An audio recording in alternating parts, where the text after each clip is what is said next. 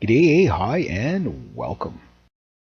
Alright, let's get into this. Now, before we start, the first thing you're going to need to do is clean your tackle box before you clean anything. And the reason why I thought this was important because I've seen a lot of people do videos on how to clean their fishing lures and stuff like that, but they always forget to mention to clean out your tackle box first, because that's where the smell is really going to fester and linger. And you're going to do an awful, maybe not a ton of work here, but you're going to do enough work that it's pointless to go through all this to de-rust and clean up your lures and hooks and whatever, and then put it right back into a really dirty, smelly tackle box. Now, when I opened up my tackle box for the first time in about 2 years, I haven't been fishing in a while, I opened it up and all I could smell was tetanus. That rusty hook smell that just really reeks. And again, if there was a description for what tetanus would smell like, it was my fishing box. And most of you guys can relate to this. So you can see some of these lures here. This is before I cleaned them. They're all kind of dirty and grungy and stuff like that. And there's a bunch of different methods that you can use. I've never actually cleaned my lures before other than just kind of rinsing them off. So I thought I'd try something a little different this time. Now, some people will do them different ways than I'm doing it. And it's one of those things where, like anything in fishing, everybody has the better way, right? And the better method and stuff like that. I'm not saying the method I'm using is the best or methods. I'm just saying this is what I'm using and this is my results. So what I got here is just a little bit of footage that I'm just doing a voiceover of what was in my tackle box. And you can see some stuff doesn't look too bad. Some stuff is kind of, pretty rough. So the thing is that you can have a lure for a long time, and depending on the quality of the lure, like the ones with the stainless steel hooks and stuff like that, usually fare out pretty good because they don't rust. But some of the stuff doesn't, and some of it's nickel plated, some of it's chrome plated, whatever, and you'll get different layers and different levels of rust. So not everything is going to require the same type of cleaning. So what I'm using, I wanted to go as kind of environmentally friendly as I could. So my two weapons of choice for cleaning were basically vinegar for one part of it, and the starting part of it was just your lemony fresh dish soap, disinfected dish soap. Now, some people have different opinions on which dish soap to use. I wouldn't get too hung up on that, and I'll tell you why. Because of the method I'm using one part of the cleaning method to basically remove the dirt. And the nice thing about dish soap is it's probably not going to remove the paint and be very hard on the lures. It will take a lot of the smell away. And basically hot soapy dishwater basically is what you're doing. Now, what I do, and you'll see, as the video goes, is I basically do a pre-rinse of all my hooks and stuff like that. Basically what I'll do is you can use this sink if you're going to do one lure at a time, but I would recommend probably use like a pail or a large bowl or something like that to basically hot soapy dishwater. You can use something like a hook puller here. I even cleaned this thing off. This thing is probably the stinkiest thing in the toolbox. Anything metal is going to stink. But you can see what I'm doing here. I'm just basically, in the hot soapy water, just giving it a, kind of get the gunk off. Then what I'm going to do, just for safety's sake, is this is a little bit awkward to do, but get the scrub brush and just kind of go over, get the really, the more caked on stuff.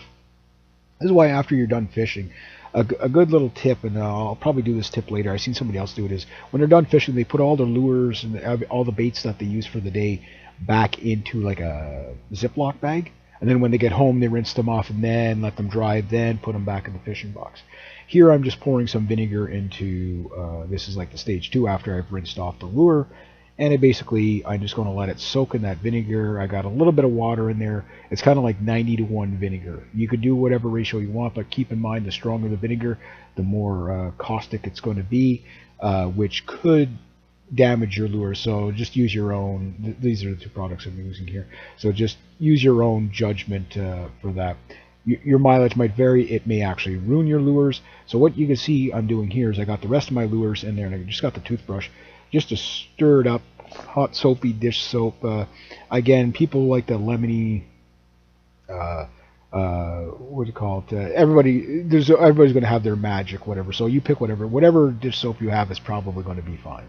So you can see here that all the lures are kind of getting tangled together. I would recommend the furry stuff, like your flies and stuff like that.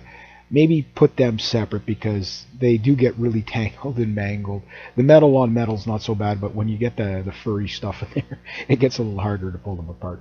So as you can see, the hooks are sitting in there. I didn't keep that in there very long, maybe half an hour, 10 minutes, 15 minutes or something. It depends how corroded it is. The more corroded, I mean, if it's really, really corroded, you're probably better off to replace the hooks anyway, just due to the fact that they're probably going to break because they're so rusted out. So here what I'm doing is I'm just taking, after I've got the main grunge off the each lure, and whatever, with the toothbrush and just mixing it around, kind of like you just agitate it around in the hot soapy water. We'll take off probably 90% of the grunge on there. You'll see actual sand and everything come off these things. And then before you put it back into the vinegar, and you can keep a big pail like this, or like I say, glass jar, or whatever you're going to use. It doesn't really matter, whatever container you're going to use. The reason why I won't recommend a sink as much for doing a lot, it's just that if there's hooks in there, you don't want to be putting your hands in the hooks when you can't, in the sink when you can't see. So here there's still some soap residue on there, so I'm just going to rinse it off. I'm just going to take the actual dish soap off, whatever. Now be mindful that you might want to test a few first before you do this, because some soaps might have a reaction to the vinegar. I'm not saying they will, but that's that could be a possibility. So you can see I got everything all gerbled here in the pail. Now what I would do is soak the rest of the, well, right now I got to separate them. I would recommend that you separate them, put them on a paper towel, let them dry before you carry on with the second stage. So you've got everything kind of cleaned fairly well. Now you're just dealing with whatever hooks are rusty or whatever. So what I would recommend is you place the lures in there so they don't bind up as much, and then you could fill it in with vinegar and let them sit for half an hour, 10 minutes. I went with the small bowl here, a little more time consuming and tedious to do it this way, but what you could do is one hook at a time. For example, like my stainless hooks, the vinegar I'm using more to take the smell off the hooks and stuff like that. Now you're going to say, yeah, but doesn't it stink a lot after you're done? Yes, at your tackle box, everything is going to stink like a combination of light metal smell with a strong vinegar smell. But the vinegar evaporates over time, so after a couple of days, what I do is I leave my fishing box open. If you can find a safe place to do it, leave the fishing box open and just let it air out. Now here's what I'm doing. I'm just rinsing the vinegar after cleaning the lure. You can see the lure is a little shinier and stuff like that. And I'm going to do something else with the hairdryer to see if I can punch out that. But basically I'm neutralizing the vinegar with water and cleaning it up. So now it's just basically to let that air out. Like I say, you can leave it dry, and then once it's dry, then you just basically put it into the fishing box.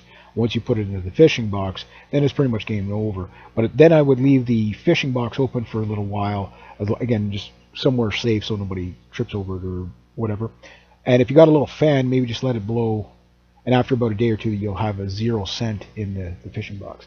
Then once you're done that, then you can look at your dad's fishing box and see how bad it is and maybe clean it.